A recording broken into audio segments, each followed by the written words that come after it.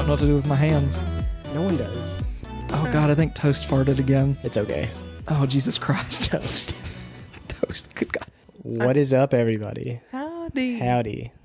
We are joined today with our good friend, Drew. Hi. A.K.A. Horror with an Accent on the TikTok. I am on the TikTok as Horror with an Accent. And Instagram.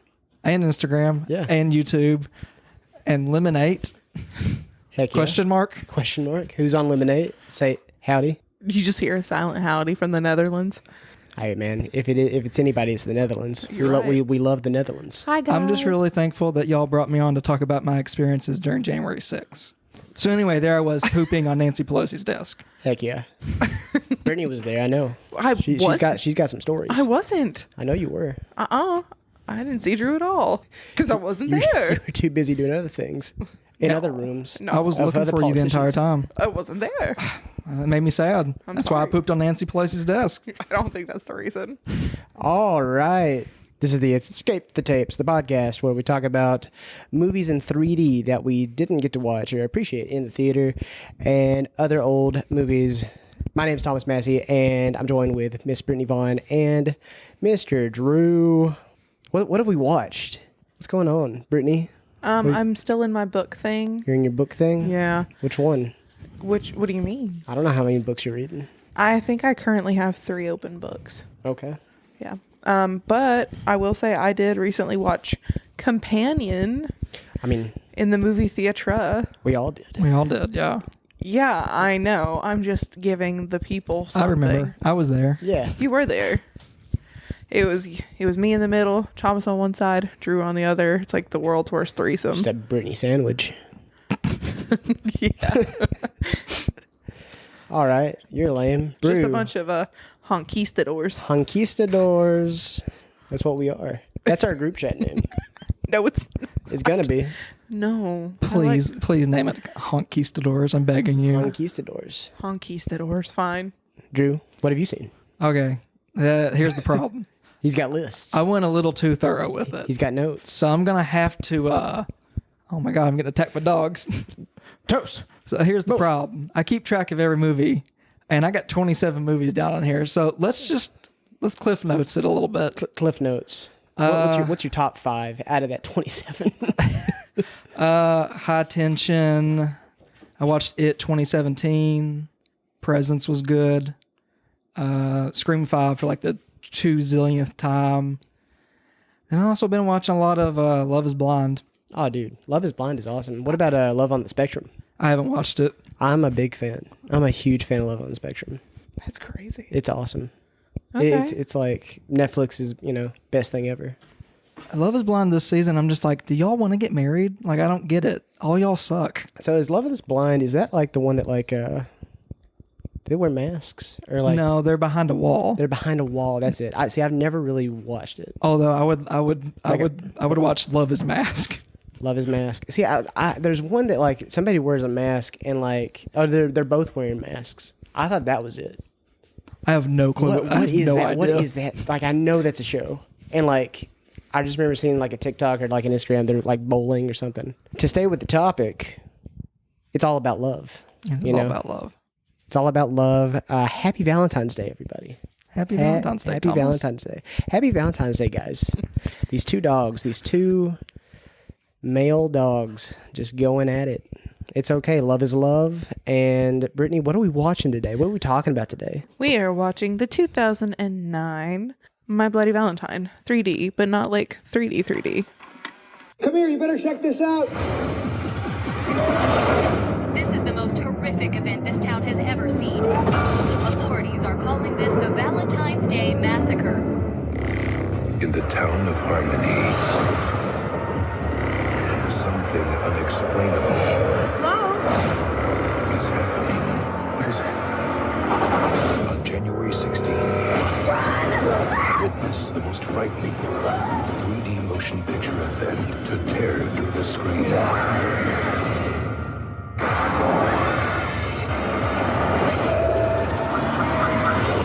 My Bloody Valentine 3D.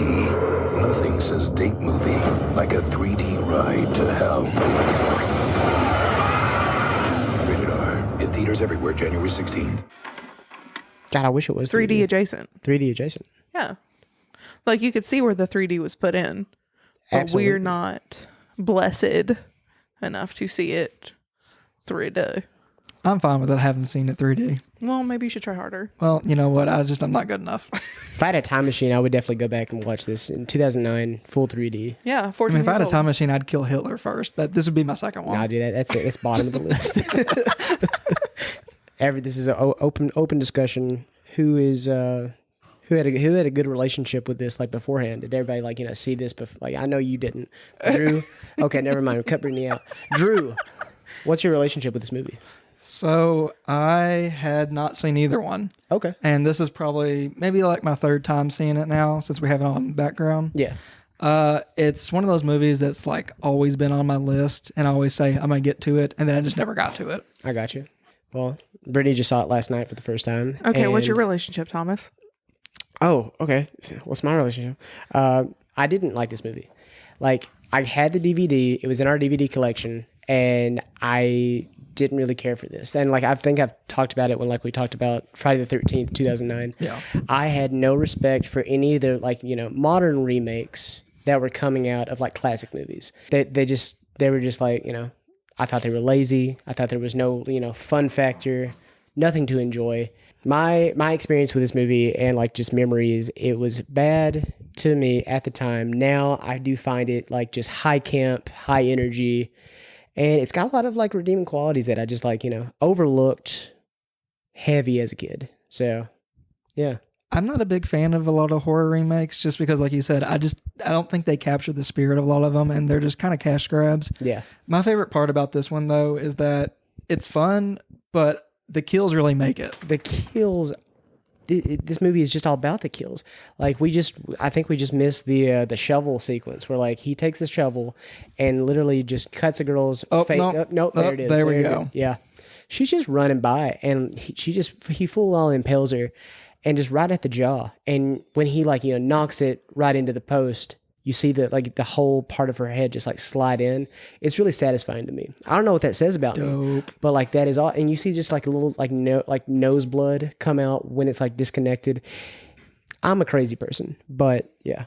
I'm gonna sound sadistic, but blood gets me going when I watch a horror movie. Like that's why like Evil Dead 2013 is one of my favorite movies of all time because I don't care about the plot. It's just all violence and gore. Yeah. No, it's perfect. I love when elderly cops kill like horror villains. I just find it really funny. Not just any elderly cop. That is Tom Atkins. Tom Atkins of Halloween 3 season, The Witch fame. Also an alum from Night of the Creeps. He's a veteran. I don't know about, U.S. veteran, but he is a film horror veteran for sure. I love this man. He is everything and, thrill me.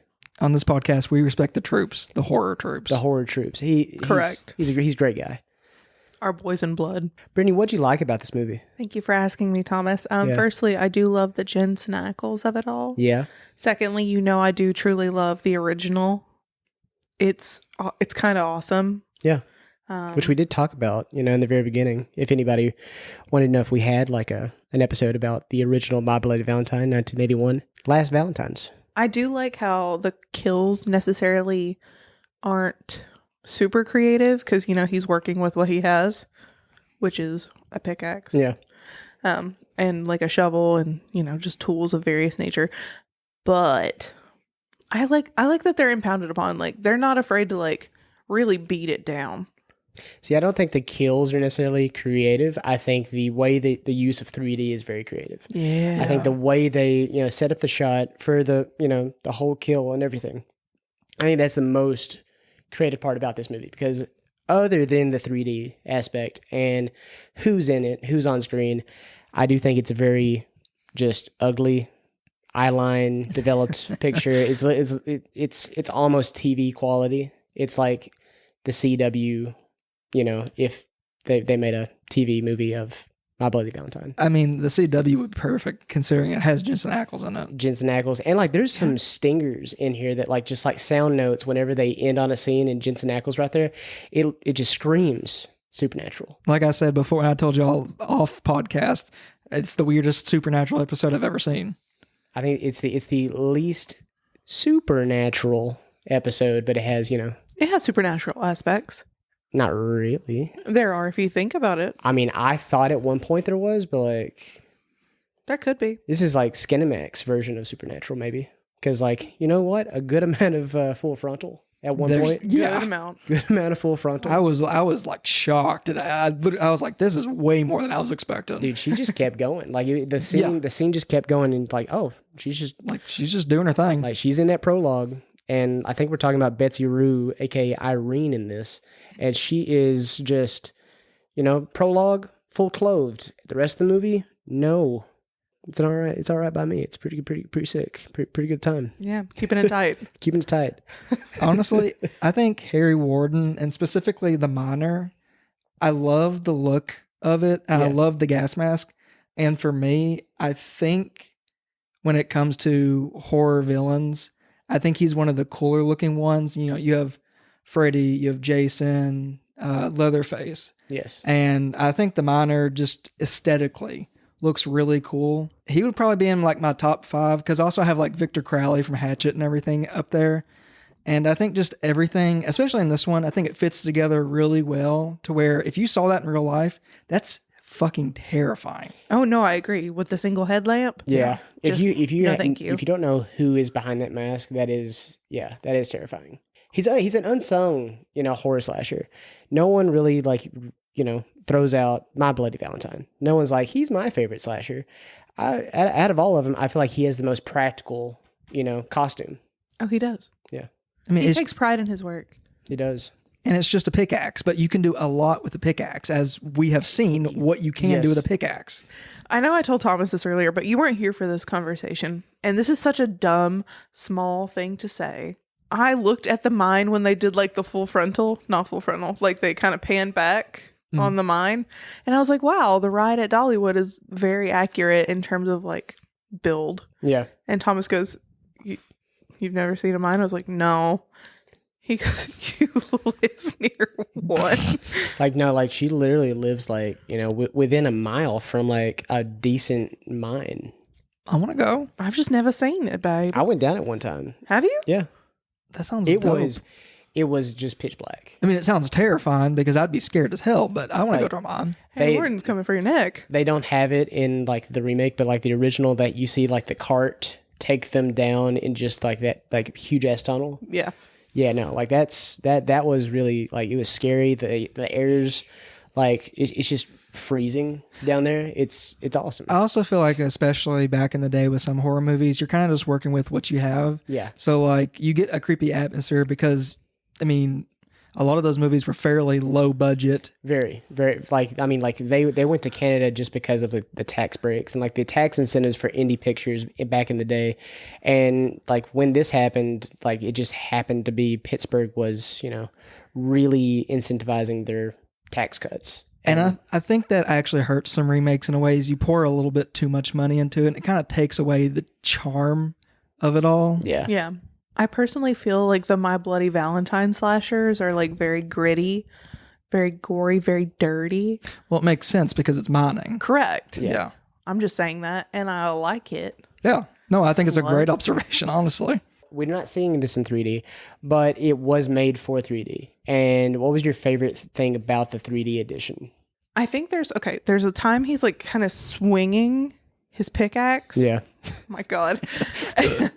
And you just see like, it looks like a whole bunch of blood would just like fly at your face. Yeah. And you instinctively like just go to dodge Pretty much, I think you're describing the whole movie. The Tom Atkins scene where he just gets his jaw removed. Yes. And I will say the blood was pretty goofy. Like, It is because we're watching it in 2D. Yeah. Like we Yeah. can't really speak on the 3D portion. It had to have looked better. Fingers crossed. Let us know. Yeah. Remember when 3D TVs were a thing? I do. I was like, this would look good on 3D TV, but I don't want to buy a 3D TV. See, the 3D TV, I don't know. Like, I remember working in like an electronic store, and like the 3D TVs were cool, but you really had to have like good glasses, like the good, like Samsung, LG. No shout outs, but like, I'm just saying they were the only ones with the good glasses. Yeah. And yeah, we weren't there. And we're still not there, I feel like. But I'll buy some glasses off Amazon. We can just pretend we're watching it in 3D. just pretend. Solid opening. I think as a a big horror movie, I think my favorite part of this is the opening. Because you have just like these absurd, made for 3D opening title sequence, and it explaining the world and explaining just like what's going on in the town, and the mine collapse, and like people were gathered out, and like just murder ?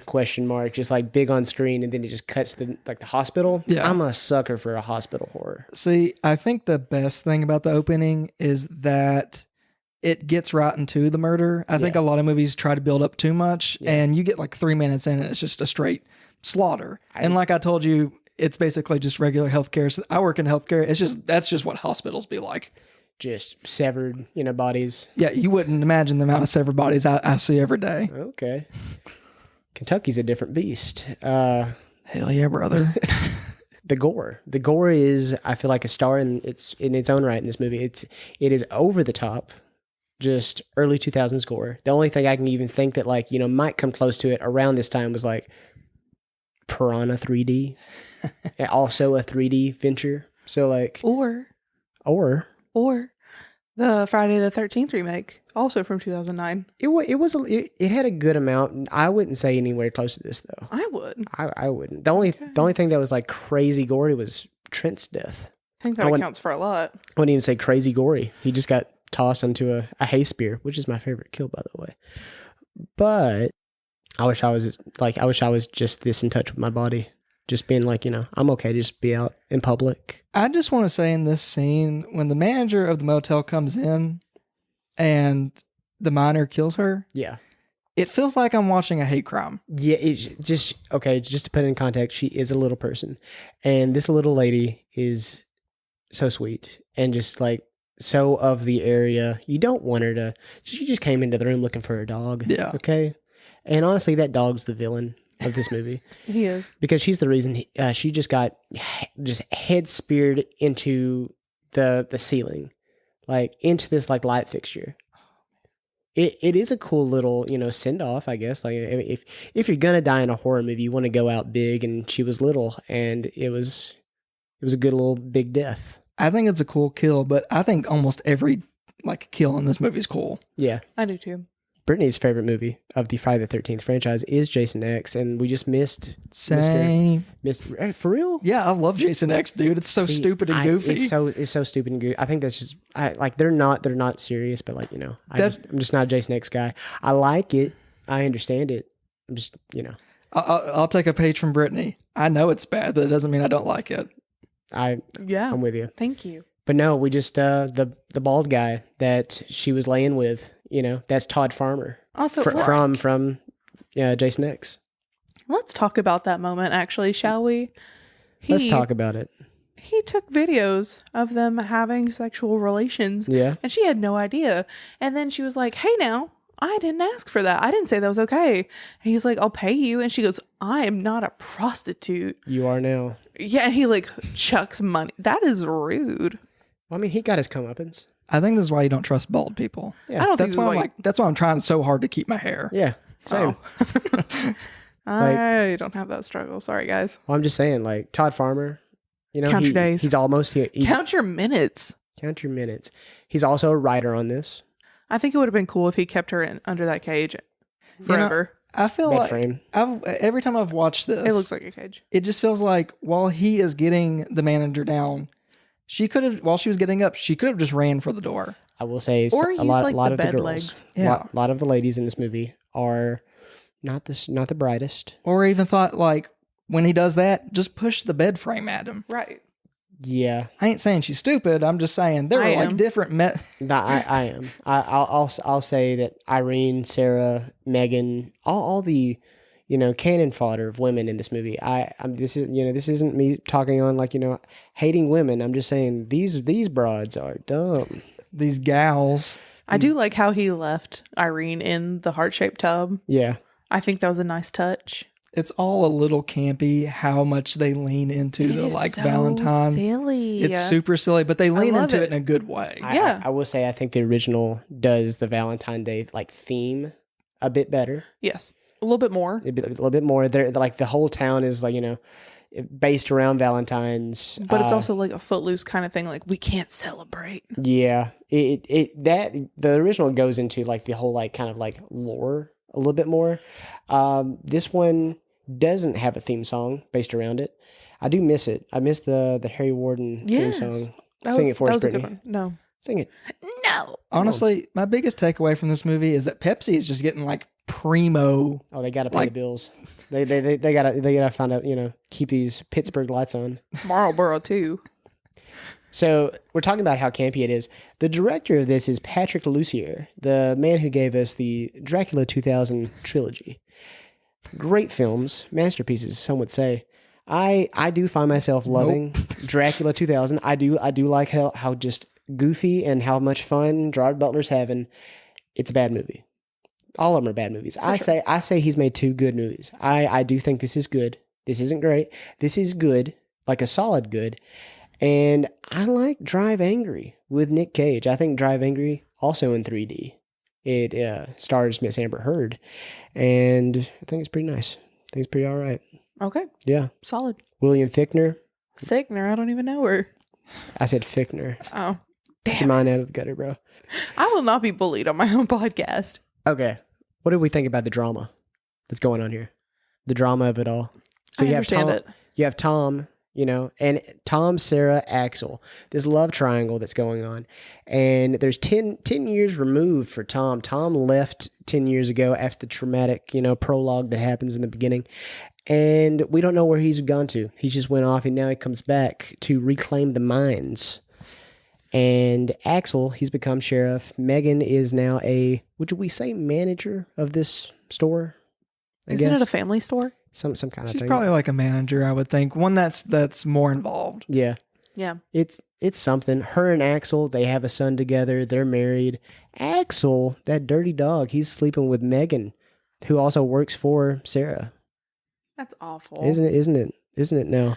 Okay, so I do understand the beef between Axel and Tom and Sarah. Like, I absolutely understand that. Where, like, in the first kind of like prologue vibe, Irene was talking to, I think, Axel, and he was like, well, Tom's the love of her life, just hamming it up. Yeah. And Axel hates that shit. Oh, yeah. Below average intelligence, below average as a person, below average dick, all of it. I think Axel is the perfect heel just because he plays another heel in one of my favorite, horror movies growing up, Final Destination. Mr. Keir Smith, aka Axel in this. I think he's pretty easy. He's just a dumb douchebag in this. He's a bad sheriff. He's a bad, law enforcement in general. He has a chip on his shoulder. He does. He really does. He thinks everybody owes him something. He's that one small town cop. Yeah. Yes. He's also kind of a Nepo baby because his dad was the sheriff. He was, yeah. So, I mean, as far as a Nepo baby can be for being the sheriff of like Pittsburgh. It's a Nepo baby. Wait, didn't she say that Sarah took over for her dad or somebody for I think everybody. That's why I said it was a family thing. It's like literally he got sheriff, she got control of and Tom owns the mine. Tom owns the mine. His dad owned the mine. It's just a Nepo baby love triangle. I didn't know Pennsylvania was like this. To be fair, Tom's dad died. So he inherited the mines. Yeah. And it's been in his family for generations. Still a Nepo baby, but I'm saying it's a little bit, different. So let's get into the cast. Jensen Ackles as Tom Hanniger. Jamie King as Sarah. Keir Smith as Axel. Tom Atkins as, former Sheriff Burke. And Eddie Gathegi as Deputy Martin. Eddie Gathegi famously died just stupidly in X-Men First Class when he's playing Darwin. Like he's literally the only mutant that literally cannot die. You throw anything at him, he's going to adapt. Why did Kevin Bacon kill him? It made no sense, but I love that he's in this movie. I love that he's here, and I'm really excited to see him as Mr. Terrific in Superman this year. Speaking of this year, we got a My Bloody Valentine's remake coming. Yeah. I hope. Do we think it's going to take a cue from this or go a different route? I feel it may kind of revert back to the first one. I kind of hope it gets that first flavor. I hope I it's do like a okay small town marriage of like these two movies. If we could find some middle ground, I think that's the best way forward. Maybe we don't have to have a message. If the message is a message, maybe environmentalism, maybe like mining's not great, that kind of thing. But like Blumhouse has taken some messages and Yeah. A like, little you too know, far. A little too far. See, my thought is that I feel like where these movies kind of lean into the whole shtick of Valentine's Day and kind of how Yeah. goofy and campy it is, my fear is that they're going to lean a little too far into serious Yeah. when it's a Valentine's massacre. If there is a message, maybe like bad relationships. Yeah. I don't know. Not everything's that serious, guys. It's Sometimes It's been tough to gauge Blumhouse here lately because Speak No Evil, pretty good. yeah. But then they had Afraid, which was terrible. They had, what was it? Imagination. Imaginary. Night Swim. Terrible. Night Swim was maybe one of the worst movies I've ever seen. Like a Goosebumps movie. A Goosebumps could have done that better. Like that was dumb. It was just dumb, and it was embarrassing for Wyatt Russell. I like how the switch up, you know. Spoiler, but like you've already started this podcast. You hopefully you've seen the movie. If you haven't, stop right now and go see the movie. And go watch the original. But you know, spoiler 3, 2, 1. I like the fact that they switched the characters of Tom and Axel. Like we think it's gonna be Axel because what turns out to be Axel in the original. The role reversal, I do think is it's a good change for the remake because it puts us on edge. Like, oh, yeah, it's gonna be Axel, but then when it's Tom, we're like, oh, they're doing that. So my thing, I thought the whole time, maybe Tom was possessed instead of it being like a traumatized, you know, Tom. And it kind of like, to me, rewatching it, him picking up, he's coming back from the mental institution and he picks up the axe. It just kind of like, he embodies like the spirit of Harry Warden, kind of like possesses him. Well, I can tell you the exact moment that they allude to it might be possession is when they're in that mine and Sarah has the gun. Yeah. And when Axel looks at Tom and says, "You're in there, aren't you, Harry?" Yeah. And that's Yeah, no, it just kind of has that like the first one, you see Axel and you see him as a little boy and like, you know, you see Harry kill his dad and he's traumatized. He goes away and we put that connection together and you just see, you know, him snap and he is, you know, like it's either he has this like second personality as Harry Warden. Yeah. Like it's a whole thing. But in this, it does kind of feel like a possession thing. I like to think it is a possession thing. I like to think they're just like doing something different. Yeah. Hear me out of when the moment it started. Huh? Hear me out on the moment it started. When did it start for you? So in the prologue, Yeah. when he's chasing the teenagers, Yeah. Harry Warden's chasing the teenagers, he points his pickaxe at Tom, kind of like a "you're next" kind like of a vibe. symbolic type Yeah. of thing. Yeah. Okay. I feel like part of it was done there. Then Yeah. when Burke shoots him and he runs away. Yeah. See, they do. And then maybe like touched upon or completed later in the movie when Tom goes to Harry's gravesite and like digs it up, gets the pickaxe and the mask. Okay. So if we're on that route, then my We are. question I just thought of, he's come back, he disappeared for 10 years. Do we think he's killed people before then? I wouldn't think so. You don't think so? See, I think No. I think the dad dying triggered. See, if it's a I possession, think also being back in that town would too. it might be an it Like situation. a proximity kind of thing. When you like come into Derry, you remember everything. When you leave, You forget everything. You forget. Out of mind, out of sight type of a possession. I guess I don't know. I guess I do like, I know it's not a possession technically, but I do like the thought of it just because I feel like in a lot of movies, the whole, they're crazy, like mentally ill thing it's a little overdone at some points. Yeah. But I think they still do it pretty technically well in this movie because I did not think it was going to be Tom. Yeah. Honestly. They plays it up well, but like in that third act when he like does the whole, you know, smashing the lights above like with the pickaxe that he does in the first one. Spooky. It is spooky, and like when like the light smashes, you just get this like flicker of like Harry in the suit and everything, like on top of like they overlaid the shot over Jensen Ackles just for like a millisecond. I think it's pretty cool. I And the think way- one thing that this movie did extraordinarily well is they kind of covered their asses with plot holes because when they finally reveal that it is Tom, they go back to all of those parts Yeah. where Harry Warden killed people and show that it actually was him. Yeah. In the scene where he goes in the mine with a guy that, you know, punched him at the bar, and that guy dies and he gets locked up in the like cage. Yeah. When he's in the cage and Harry Warden's like facing him down, you see this like 2-shot of just like him and Harry Warden kind of mirroring each other's like body language. At that moment, I was just like, what's going on? Like when I didn't know the twist, I'm like, what's going on here? But then like when they go back to it, I'm like, he was just being, you know. Also, in kook. that scene, I really like that shot of where it has them both, like after he kills the guy, where it has them both, like it's almost like a jump scare where he comes and they're just staring at each other. Yeah. Because, like, to your point, where he pointed the pickaxe, it's like a I see you type of thing. Yeah. It's like the monster within. It's like Venom. Yeah. Yeah. Sure. So another thing too, when we get quote unquote Tom's reveal, you can tell by the way he carries himself certain ways, like his gait, the glint in his eyes, the smirk on his face, like the voice gets gruffer. Yeah. Like you can tell he slips into that role very easily. Yeah. I do like just like when he's got Axel pinned, he has like a different kind of like, you know, body language. Am I the only one who kind of like feels that the hits, that the kills are kind of visceral? Like you kind of just want to Sometimes. flinch away. Sometimes it's Like it's with, kind of stage acty. We're down in the mines, you know, again, 10 years later. Yeah. And Tom's quote unquote behind the cage watching. That one guy, I don't know his name, I'm sorry. Red? Beard? No? Sure. He He's the guy that like punches him in the bar. Yes, he like throws his arm up and you see the pickaxe just like right through it. And then you're like, oh. Yeah.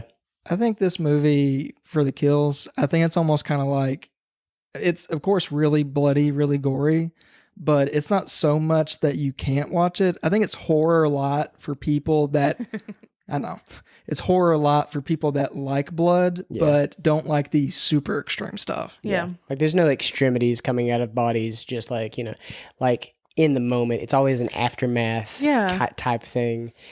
I don't even think we've seen like innards strewn anywhere. Like they're in the hospital. Yeah. And even with Irene, like there was giant gashes, but there were no like the most we've seen is a entrails. heart. Yeah. A couple callbacks to the original. I like when, you know, Sarah's going through the locker room and like they're just dropping, you know, the suits and, you know, different helmets, like you're just like dropping like they did, you know, in the original. Is like kind of sets up that jump scare. Yeah. I liked that. I like the dryer scene. Yeah. I mean, it's awesome. The dryer scene in this, it's kind of like almost Terrifier level. Like just like when I say Terrifier, it shows that like it's kind of like sloppy, graphic, sloppy and graphic, like kind of like the bedroom scene in Terrifier 2. It just the skin. It just, I don't know. Like there's something about it. It looks like the skin's been sloshed off essentially, and it shows in the original, but like it's more or less just like this old lady falls out of a dryer and she's like more like Halloween 2 jacuzzi scene. Just like the flesh is kind of like, you know, melty. It's you know, it's of the times. It's what they're working with, what they got back in the day. And like I said, I think sometimes they pour a little too much money in these remakes, but I think that's one thing that actually helps is that when you do a little bit more money, you can do a lot more practical effects with kills. Yeah. And I think something like that where you had visceral kills back in the day, you know, but they weren't as bloody or gory as we have now just because of the technology and the effects that we can put on them. I think we need to bring back more practical effects. I think I mean, like what David Leone's, you know, doing with like, you know, the Terrifier series and like other projects out there, like Romulus did a lot of like practical, like when we go back and look at the behind the scenes, that's two different, you know, slices of the pie. Terrifier, you know, 3, very low budget, and like it did gangbusters, and then like Romulus is a huge production, and like it's the behind the scenes is like marrying CGI and practical. I think that's like the best of both worlds. When you can do it, CGI and like practical together, it's flawless. Well, I think that, you know, Damien Leone, where obviously he's pretty much only doing practical effects. Yeah. And then Fede Alvarez did Romulus, and he also did Evil Dead. So, I mean, you have two guys that can make a lot of visceral, bloody scenes in a movie without it looking too corny or campy. Yeah. And I just happen to think that we're just like talking about two way better movies than this one. But I digress. My Bloody Valentine 3D just, it does have a place in my heart because, like, you know, it just, at that time, I think I would rush back home from soccer practice and I would see Supernatural. And every time I see this, it does bring that, you know, it has Jensen Ackles, but I feel like if you even took Jensen Ackles out of it, just something about it, it just has that kind of like flavor. I think we should watch, you know, Friday the 13th, 2009, back to back with this. We you should know, have a double feature. Like a Sam and Dean double feature. I need to watch that. I just need to watch it again just to see if I still hate it as much as I think I do. I think I like it way more just because it has Trent from Transformers, and they've canonically said it's in the same universe, and he gets his comeuppance in it. I think that's one of the reasons why I just have it way higher than I used to do. I will put it above the Nightmare on Elm Street remake. Oh, 100%. See, we're not even going to cover it. We're just, you know what? We might just talk about it right here. It's bad. That's it. That's all we got to say. It's terrible. It's terrible.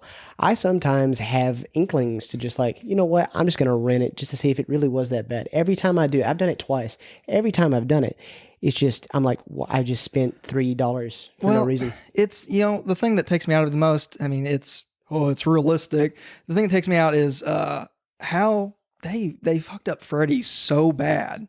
See, I think the filmmaking's bad. I think Jackie Earle Haley is maybe the best part of the movie. But I mean, he's only working with what he's given. He's not given anything good. I think he had a good Freddy in him. Yeah. I don't know. I just think it's just bad. And also, why is Rooney Mara in this bad movie? Any other thoughts, Brittany? What do we like? What do we hate? There's some hypocrisy with Axel. Yeah. Like that showdown in the hospital with him and Sarah and Tom, which, okay, Sarah and Tom, I absolutely understand because that was a good connection and there was a betrayal there when he just essentially abandoned it. And an unspoken infidelity that I know Sarah, finds out towards the end, but she doesn't find out that, Tom killed Axel's baby mama. Right. She doesn't know that Megan was pregnant. Yeah. But I mean, more what I'm talking about specifically is the fact that Axel's talking about Sarah, she's not even there. Yeah. And Axel says that, and then Tom goes, well, I know you've always been jealous of me and Sarah. And he goes, Sarah? You mean my wife, Sarah? The one who lives in my house? The one that I have sex with? Yeah, no, that was a little much. Todd Farmer, man. It's they're just getting out yardsticks and measuring. Yeah. You don't even need yardsticks. What about you, Drew? I mean, for me, it's definitely the kills. When I first started watching it, I did not think it was going to be I know it's called My Bloody Valentine, but for a horror remake that's especially 3D, I wasn't expecting it to be as gory as it is. It's honestly probably one of my favorite remakes just because where I haven't seen the original, I think it probably still does the source material pretty decently as far as I know. And I think that the characters maybe are a little shallow written, but I don't think they're the worst I've ever seen. Yeah. Right. It definitely has that same kind of what is it you say, Brittany? Same letter, same different flavor. font. It's a fun movie. Same flavor, different font. That's my big takeaway. It's just, it doesn't have to be the best. It's a fun movie. Yeah. That's really it. Can I be honest? Be honest. Okay, so the original My Bloody Valentine feels like a holiday horror. Yeah. To me. I really wish they would have played up the holiday horror aspect a little bit more. Yeah, I was wondering that they did. Yeah. It just feels like a regular Thursday with candy hearts around. The Valentine's does take a second. I want more. It does take a back seat to this. It's My Bloody Valentine for a reason. Yeah. Not My Bloody Revenge from a Mind. All right, Jason Blum, you heard it here first. Bring back. Looking at you, dude. Bring back the. Jason Blum already knows how I feel about him. Bring you back. You told him he gets to live another day. Listen, he only gets one more day. Bring back the Valentine in My Bloody Valentine. Bring back the holiday in horror. But I do think that's a really good point. I hadn't even thought about that because I mean, it's a holiday horror movie. It is, and And I stand on it. Yeah, I mean, they only have the candy hearts. You know, there's nobody saying, "Oh, Valentine's Day is coming up" or anything like that. There's a couple of posters in the bar, like, "Hey, there's this band playing at the Canary Ball" or some shit like that, Canary Hall. But there's not a lot of mention. Like, there's Sarah. She went to the hospital. But it feels like they felt like they had to pace it so much that they couldn't put it in. yeah, I don't. You can't keep it off. Like, you can't give it the same flavor without giving it some of that authenticity. Yeah. Yeah. But is it really a holiday? Do we get, holiday pay? It's a stupid holiday. I still back, I still back that. I think it's sweet. It's a holiday horror, for sure. It's in the name, but I'm just saying. Holiday hard on. Yeah. Yeah. Yeah. Hard on, hard hat. So do we have any other thoughts to close it out? I like it. Yeah. Drew? I like the minor. I'm sorry? The minor. The minor. Oh, you're like the Harry. I like Warden? Harry Warden. Well, okay. Yeah. I didn't want to say Harry Warden because it was Harry Warden and Tom. Yeah. So I like to put them into one character of the minor. Yeah. There we go. The minor Harry Warden of age, Everybody in this movie is very of age. Very of age. Dare very I of age. say 30s. Yeah. It is kind of tragic in a way with Tom because, he didn't want that life for himself. He wanted to leave that town and every memory of it behind, but he had to come back because his dad died. Yeah. And it kind of just re-triggered that, dare I say, possession. I actually do have something about the possession that I wanted to go back to. Okay. Go for it. Great. So I opened it. when it is that final scene with all three of them in the mine and he sees Harry in the background, if it was a possession, do you think that could be Harry basically showing himself to him? Yeah. Like the monster within? Yeah. It's like Or a physical manifestation of his guilt? Like, I am here in you. Well, it's kind of like, that dummy Sarah has a gun pointed at Axel and Tom, and Axel's literally just said you know what, shoot us both. And then Tom It was like, just what are you doing? What are you doing? No, that's dumb. Shoot Axel. And then Harry, it's kind of like a fight or flight. It's like Harry's like, you know what? I'm just gonna make myself known right here, and this is how we're just gonna play my cards right now. So yeah. I know I said it. I don't know if either one of you heard it. What if Harry, it's not a possession, but just a physical manifestation of his guilt and his grief? So the first movie. Yeah. But Yeah. yeah. Yeah. Same. You gotta keep the same bitch, different font. Same but different. Yeah. That's all I'm saying. Okay. But again, I swear to God, Jason Blumhouse, this doesn't need to be a message. Sometimes a killer can be just a killer. Just a killer. No crazy ulterior motive other than revenge. Yeah. Sometimes Other monsters, than for funsies. Sometimes monsters are just monsters. Correct. Do you think Look in your closet. Do you think they're gonna change the look of the minor of age person? They better fucking not. Do you think he's gonna have anything different going on? Okay, so I do wonder about that actually. Pink jumpsuit? No, We're talking. no. I'm wondering how, because many, many years have passed, damn near 20, in fact, what is the technology going to look like for this remake? Are we going to have cameras on the outsides of the mine? Are we going to have cameras? Do they wear body cams? I actually think it depends what era they put the movie in. I do too. I just kind of assumed. I think it should just be today. Because I don't know what the mining industry is like. Maybe it's up, maybe it's down. Drill, baby. Am I right? It's there. Brittany's president. Not my president. It's your president. I hate this bit too. You can do a lot with a mine just because people have been mining for so long that you could technically take this story and put it in the 1920s or 30s. You know what I do wonder? Location. I wonder if this one's going to be an Appalachia kind of. I mean, this is technically Appalachia. Right. Yeah. So that's what I'm saying. Because so they did Canada, they did Pittsburgh, Philadelphia, Pittsburgh. Okay. But what if the next one's Appalachia centered? What about more west though? Because a lot of mining out west. I don't know. Well, the only reason I say Appalachia centered is because there are parts of the mountains, and it kind of goes back to what Sarah said earlier. This town relies on that from the miners to the people here at the grocery store, every single person in this town relies on that mine. Yeah. Let's be honest. There's a lot of poor towns. There's a lot of poor places in Appalachia. So I think it kind of would match up. Jason Blumhouse, do not steal my idea. And if you do, I would love a check for $36,000, please. Also, I mean, it's probably a better idea than what's going on right now. Probably. also maybe. Blumhouse, let us sponsor you.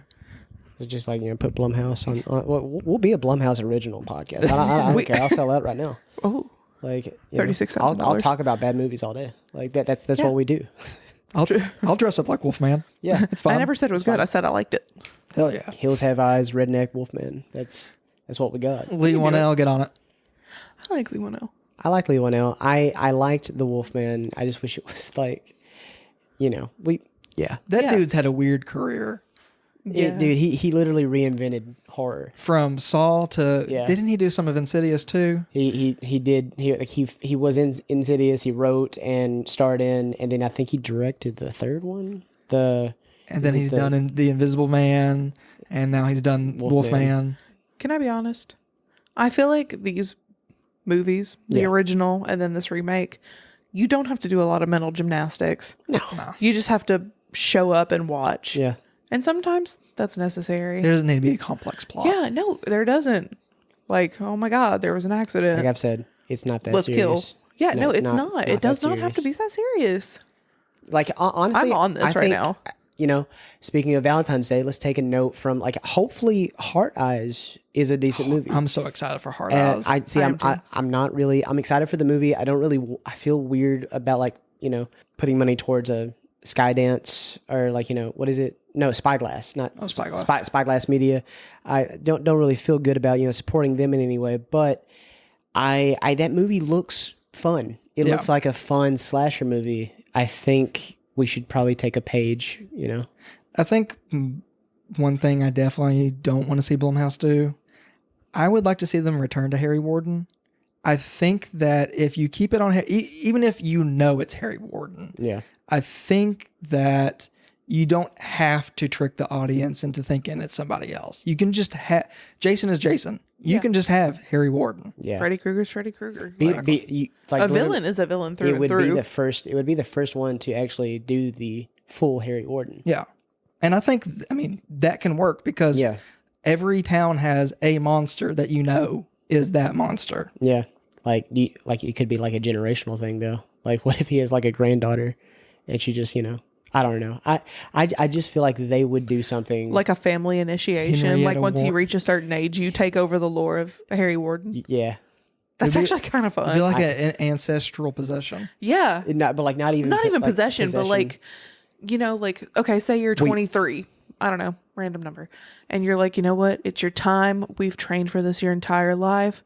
This is how you act now. This is your identity in the night. Veering into Hereditary a little bit. A little bit. Yeah. Well, I was going to say like Ready or Not. Like they play the game. They play the game with everybody. Every time that it's way better. The generational thing. So like the generational thing, we're like it's the nepo baby of slashers. Yeah. No, they just inherit the Harry Warden moniker, and now to stop Valentine's from happening in the small town, you have to go forth and become the miner.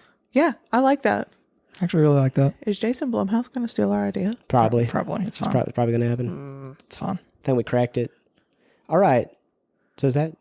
I think that might be it. We killed it. I'm good. All right. Nice. Got it off our chest. We did it. Happy Valentine's Day. Happy Valentine's Day. Happy Valentine's Day, y'all. Well, I think I stuttered. I'm sorry. Happy Valentine's Day, y'all. I promise some banjos. So. All right. Brittany, where can they find us? They can find us on Instagram, TikTok, and Blue Sky at Escape the Tapes Pod. If you find out Jason Blumhouse stole our idea, email us at escapethetapespod@gmail.com. Drew, plug your shit. Well, I guess I'll plug my shit. This feels weird. Hate promoting myself. Hi, I'm Drew Page. You can find me on TikTok at Horror with an Accent. I am slowly trying to create a horror community for everyone because I think that horror deserves to be viewed by everyone, no matter who you are. I think if you like somebody yapping about stuff, you can listen to me for about a minute and a half. You do a great job, might I add. I do follow my when we first got to Brittany talked about you, recommended your Instagram, and like you know, we're so gracious about, you know, just like, you know, putting us on your page, shouting us out. I really appreciate that. I just found myself in a rabbit hole, just like, you know, just going over like every single Drew Horror with an Accent episode on TikTok, and it was real nice. He does yap, but it's good yap. It's a good yapping. It is good, I yeah. appreciate it. I mean, I watched 350 movies last year, so I have way too much content. Yeah, if you have a lack of content, go follow Drew on TikTok. It is a good time, and also Instagram. Yes, but also follow Escape the Tapes. Yes, I would hope so if you're listening. because we know there's a listen. We know there's not. We know you don't. Listen. If you're listening to this right now, go on their Instagram. Brittany posts a lot of good pictures, and it's fun. She makes it fun. Okay, I try very hard. it's good. If you like our intros and outro music, it's done by the one, the only Simon Bronner, aka Rook Falco. Go give him a listen on the Spotify. This has been fun, and we'll catch you in the today's tapes. Catch you on the flip side. Toodaloo, bitches. Who's Britt? Let's go. Little Super Mario.